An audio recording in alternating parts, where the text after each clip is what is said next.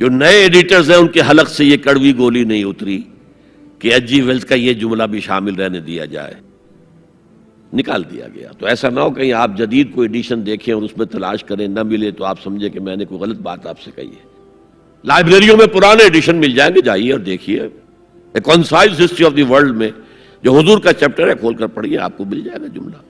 Although the sermons of human equality, fraternity and freedom were said before also, and we find a lot of such sermons in Jesus of Nazareth, but it must be accepted that it was Muhammad sallallahu alaihi wasallam who for the first time in human history established a society based on these principles. اور یہ مساوات انسانی مرد اور عورت کے درمیان بھی ہے، فرق انتظامی ہے، سو نوٹ کر لیجئے۔ ایک دفتر میں ایک افسر ہے، ایک کلرک ہے، ایک چپراسی ہے، بحیثیت انسان برابر ہے۔ اس انتظامی سٹرکچر میں تو برابر نہیں ہے۔ آفیسرز کے اختیارات کیا ہیں، چپراسی کے کیا ہیں، کلرک کے کیا ہیں، حالانکہ ایز سٹیزنز آف اسٹیٹ برابر ہے، ایک ووٹ اس کا ایک ووٹ اس کا ہے۔ کیا آفیسر کے 4 ووٹ ہیں؟ چپراسی کا ایک ہے؟ نہیں، ایک ووٹ برابر ہے۔ As citizens of the state they are equal, لیکن جہاں کام کر رہے ہیں وہاں تو ایکول نہیں ہے۔ یہ فرق ہے کہ جس کو دنیا ایکسپلائٹ کر رہی ہے، حالانکہ اس سے زیادہ لاجیکل بات اور کوئی نہیں ہو سکتی۔ ایک خاندان کا ایک سربراہ کسی انسٹیٹیوشن کا ایک ہی سربراہ ہوگا، وزیر 10 رکھ لے، پرائم منسٹر تو 2 نہیں ہو سکتے، پرائم منسٹر ایک ہوگا۔ نائب صدر 10 رکھ لے، صدر تو ایک ہی ہوگا۔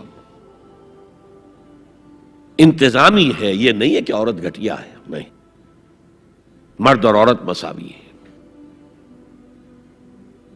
آج میں آپ کو بتاتا ہوں کہ کتنی بڑی سازش اس وقت اس نظام کے خلاف ہو رہی ہے۔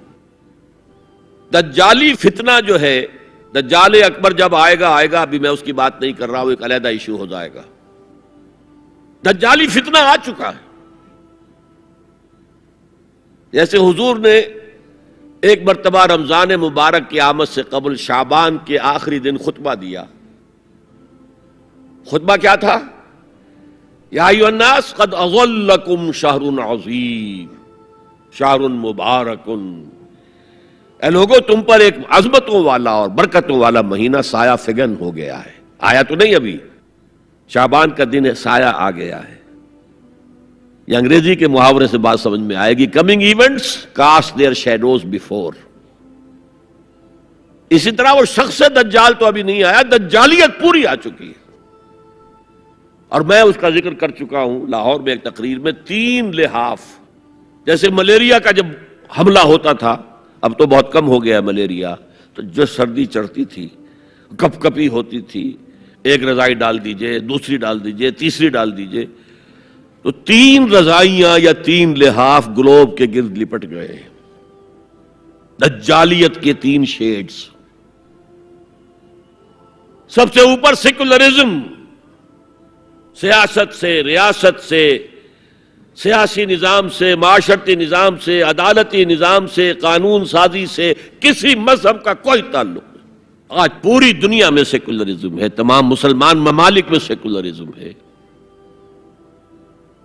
یہ دجالیت کا عظیم ترین کارنامہ ہے۔ بات لمبی نہ ہو تو میں صرف عرض کر دوں، یہ یہودیوں کی ایجاد ہے۔ یہودیوں نے امریکہ کا $1 بل، $1 کا نوٹ جو ہے ڈیزائن کیا ہے۔ بینکرز تو وہی تھے نا، اور آج بھی اصل طاقت بینکرز کے پاس ہے۔ امریکی حکومت $1 کی جو ہے $ٹریلینز کی مقروض ہے بینکوں کی، اور بینک یہودیوں کے۔ اس آپ نے کبھی دیکھا ہو $1 بل، احرام مصر کی تصویر بنی ہوئی؟ کیا تعلق ہے امریکہ کا احرام مصر سے؟ اوپر ایک آنکھ بنی ہوئی ہے، دجال کی وہ ایک آنکھ کانی۔ نیچے کیا لکھا ہے؟ آرڈس نووس سیکولورم، نیو سیکولر آرڈر ہم نے قائم کرنا ہے دنیا میں۔ یہ 1776 کی بات ہے، اور 1991 میں پہلی مرتبہ صدر بش کی زبان سے الفاظ نکلے تھے، اس کے باپ کی زبان سے، جو موجودہ بش ہے، بش سینئر نے، اب دنیا میں نیو ورلڈ آرڈر قائم ہوگا۔ اصل میں وہ کس کا خیال ہے؟ یہود کا ہے۔ This new world order is going to be Jew world order.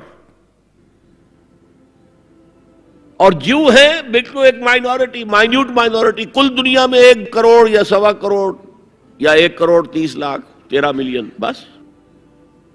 تو اگر مذہب اور ریاست کا کوئی تعلق ہو تو ان کی کیا حیثیت ہے؟ اور جب مذہب ایک طرف رکھ دیا گیا تو برابر کے شہری ہے۔ یہ سیکولرزم اس لیے یہودیوں کی ایجاد ہے۔ پوپ کے خلاف بغاوت کروانے والے یہودی ہیں، پروٹیسٹنٹ مذہب پیدا کرنے والے یہودی ہیں، سود کی اجازت لینے والے یہودی ہیں۔ ورنہ جب تک پوپ کا اقتدار تھا یورپ میں، ہر طرح کا سود حرام تھا، یوزری بھی اور کمرشل انٹرسٹ بھی، دونوں حرام تھے۔ یہ لیا گیا ہے اجازت کیلوین کے ذریعے سے کتاب لکھوا کر، اور انگلستان نے پہلا ملک جو ہے جس نے بغاوت کی پوپ کے خلاف، وہ انگلستان تھا۔ چرچ آف انگلینڈ علیحدہ ہو گیا، پوپ سے اس کا کوئی تعلق نہیں، پروٹیسٹنٹ ملک بن گیا۔ پہلا بینک آف انگلینڈ پہلا ہے جو قائم ہوا ہے۔ اور شاید میں نے آپ کو بتایا تھا کہ علامہ اقبال 1905 سے 1908 3 برس صرف رہے ہیں انگلستان میں اور جرمنی میں، اور اپنی ڈاکٹریٹ بھی کر رہے تھے اور بیرسٹریٹ اطلاع بھی ہو رہا تھا، لیکن ساتھ ہی ان کا مشاہدہ اتنا گہرا تھا کہ انہوں نے دیکھ لیا تھا کہ فرنگ کی رگے جاں پنجے یہود میں ہے۔ اور اس وقت فرنگ کا امام کون تھا؟ برطانیہ۔ اب فرنگ کا امام کون ہے؟ امریکہ، اور اس کی رگے جاں پنجے یہود میں ہے۔ امریکہ کا کوئی صدر ہل نہیں سکتا۔ تو نمبر 1 تو سیکولرزم ایک لحاف ہے، نمبر 2 سود، جوا، منشیات کی ٹریڈ اور سیکس کو ایکسپلائٹ، ہر اشتہار میں عورت ہے۔ اللہ کے بندو سوچو یہ کیا ہو رہا ہے؟ عورت کی فوٹو کے بغیر موٹر سائیکل نہیں ہوگی، وہ بھی بیٹھی نظر آئے گی عورت۔ کوئی شے کسی شے کا اشتہار عورت ہوگی، عورت بک رہی ہے، بکری کا ذریعہ بن رہی ہے۔ وہ انٹرسٹ، جوا، فحاشی اور اس کی بنا پر آمدنی، اس سب کا لحاف ہے جو پوری دنیا کو اپنے لپیٹ میں لے چکا ہے۔ کوئی مسلمان ملک اس سے آزاد نہیں۔ دجالیت کے 2 لحاف۔ ہاں ابھی تیسرے نظام پر جو میں نے کہا تھا سب سے نیچے خاندانی نظام ہے، آئلی قوانین ہے، معاشرتی نظام ہے، سیگریگیشن آف سیکسز ہے، سطر کے احکام ہیں، حجاب کے احکام، یہ سب سے نیچے۔ ابھی اس سطح پر مغرب میں تو بربادی آ چکی، لیکن ابھی مشرق میں یہ خاندانی نظام کچھ باقی ہے۔